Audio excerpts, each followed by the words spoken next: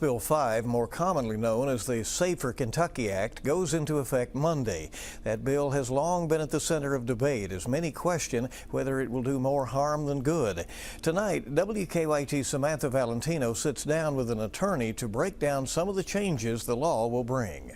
The Safer Kentucky Act is what many call a tough-on-crime bill. Abe Mashney is a Lexington attorney. He says the law will have a large impact on people who are already in the criminal justice system. House Bill 5 expands the terms violent offender and violent felony. That has huge impacts on when an individual is eligible to be released, whether they're eligible for parole, when they're eligible for parole and what percentage of the sentence they have to serve before that, whether they're eligible at sentencing for probation. So what does this mean for people already in the system? Mashney says we'll have to wait and see. Let's say they haven't pled guilty yet, or they're still on pretrial release, and they're found guilty after Monday.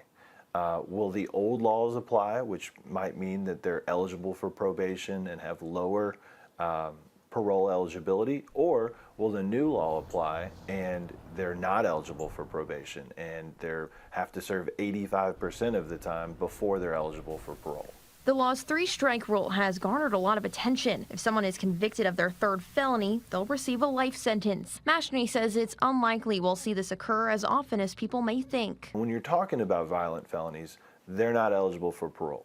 We're talking about people that have served 10 to 20 years and have been institutionalized in prison, then are released, and then pick up another one.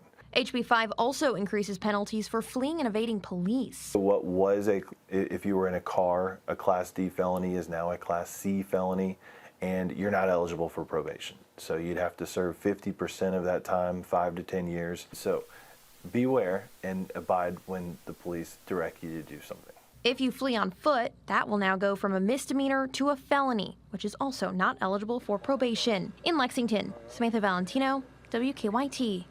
And to read more of the changes under the bill, you can head to this story on our WKYT News app.